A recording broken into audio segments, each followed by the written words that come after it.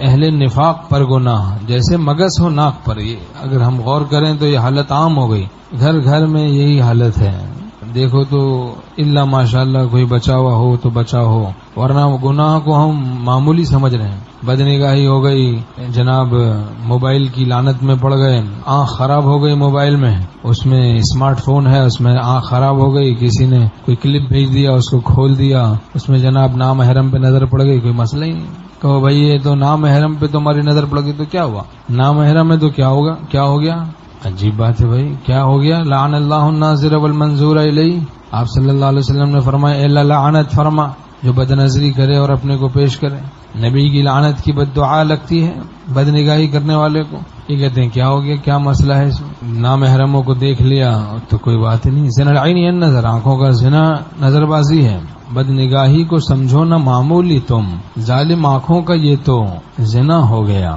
دیمک کی طرح یہ مرض ہم لوگوں کے ایمان کو کھا رہا ہے. اب اس پر بولنے والے بھی کم ہیں کہ بد نگاہی کوئی مرض ہے تو یہ اس پہ بولنے والے بھی کم ہیں. اب وہ شوہر خود بد نگاہی کر رہا ہے تو بیوی کو کیسے بولے؟ بیوی خود بد نگاہی میں پڑی ہے تو شوہر کو کیسے بولے؟ جب خود ہم بد نگاہی میں پڑے ہوں گے تو دوسروں کو کیسے بولیں گے؟ چلو بولیں گے بھی تو پھر کیسے کوئی سنے گا؟ تو اس میں اثر کیسے ہوگا؟ دعوت میں پھر اثر کیسے ہوگا؟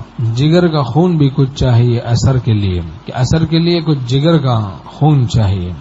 فکر اصلاح بزرگوں نے فرمایا صحبت اہل اللہ سے پیدا ہوتی ہے. فکر اصلاح کی فکر پیدا ہوتی ہے، ورنہ اصلاح کی کوئی فکر ہی نہیں ہوتی. کہ بس اطمینان ہے، اپنی حالت پر اطمینان ہے، اپنے گناہوں پر حب دنیا ہے اور اطمینان ہے. عجیب مرض ہے، آگ گھر میں لگی ہوئی ہے اور اطمینان ہے، وہ گھر تو جل جائے گا. یہ اطمینان بہت ہی کم عقلی اور بد عقلی کی دلیل ہے کہ گھر میں ایک گوشے میں آگ لگی ہوئی ہے، آرام سے جناب سو رہے ہیں. آپ نے دیکھا ارے بھائی یہاں آگ لگی تم سو رہے ہو، کیسے شخص ہو؟ معلوم ہے تمہاری عقل ٹھیک نہیں ہے، کوئی حرام نشے میں تو نہیں مبتلا ہو، کہیں شراب خوری تو نہیں کرتے ہو، کہیں ہیروئن چی تو نہیں ہو کہ کوئی نشہ کرتے ہو. عقل تمہاری ٹھیک نہیں معلوم ہوتی. بھائی سر پہ انگریزی بال ہیں، آگ لگی ہوئی ہے گناہ کی اور ہم سو رہے ہیں سکون سے، معلوم ہو عقل خراب ہے. حب دنیا کا حرام نشہ اس میں ہم مبتلا ہو گئے. داڑھی نہیں ہے، ایک مٹھی سے کم پہ کتروا رہے ہیں، منڈا رہے ہیں اور بے فکری کے ساتھ سو رہے ہیں. موت آ گئی تو کیا کریں گے؟ تو غافل نہیں رہنا ہے. یجوز لا یجوز کا غم کہ جائز اور ناجائز، یہی درد دل ہے.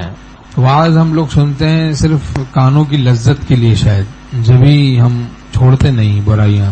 موت کے بعد تو یہودی بھی گناہ چھوڑتا ہے، عیسائی بھی چھوڑتا ہے، ہندو بھی چھوڑتا ہے، دہریے بھی چھوڑتے ہیں، کافر بھی چھوڑ دیتا ہے موت کے بعد گناہ. مومن کی شان یہ ہے کہ وہ جیتے جی چھوڑتا ہے اور ولی اللہ بن جاتا ہے. موت کے بعد گناہ چھوڑتا نہیں، آدمی چھوٹ جاتے ہیں. موت کے بعد گناہ چھوٹنے سے کوئی ولی اللہ نہیں بنتا، بلکہ جیتے جی چھوڑنے سے ولی اللہ بنتا ہے آدمی. تو جیتے جی چھوڑنا ہے ان گناہوں کو. تو صرف کانوں ہی تلک مت استفادہ کیجئے، زندگی تبدیل کرنے کا ارادہ کیجئے. تو آج کل یہ مرض ہم لوگوں میں عام ہے کہ ہم لوگ سنتے تو ہیں لیکن اصلاح نہیں کرتے اپنے. یہ عام بیماری ہو گئی. گناہوں سے بچتے نہیں، رکے ہوئے ہیں، آگے چلتے نہیں. جو رک جاتا ہے اس راستے میں اس کا نزول شروع ہو جاتا ہے، وہ لوٹنا شروع ہو جاتا ہے. تو آگے بڑھتے رہنا ہے، گناہوں سے بچتے رہنا ہے، دنیا کی محبت سے بچنا ہے. حب الدنیا رأس کل خطیئہ، دنیا کی محبت ساری بیماریوں کی جڑ ہے. جو موبائل کی لعنت میں پڑا ہوا ہے تو وہ پڑا ہوا ہے، جو بد نگاہی میں پڑا ہوا ہے تو پڑا ہوا ہے، جو غفلت میں پڑا ہوا ہے تو پڑا ہوا ہے. جھوٹ کا مرض اگر ہمیں تو اس میں ہم پڑے ہوئے ہیں، چھوڑتے نہیں. نمازیں خلاف سنت پڑھ رہے ہیں تو پڑھ رہے ہیں. کوئی حالت کو ہم لوگ تبدیل نہیں کرتے، شیطانیت اور نفسانیت میں مبتلا ہیں.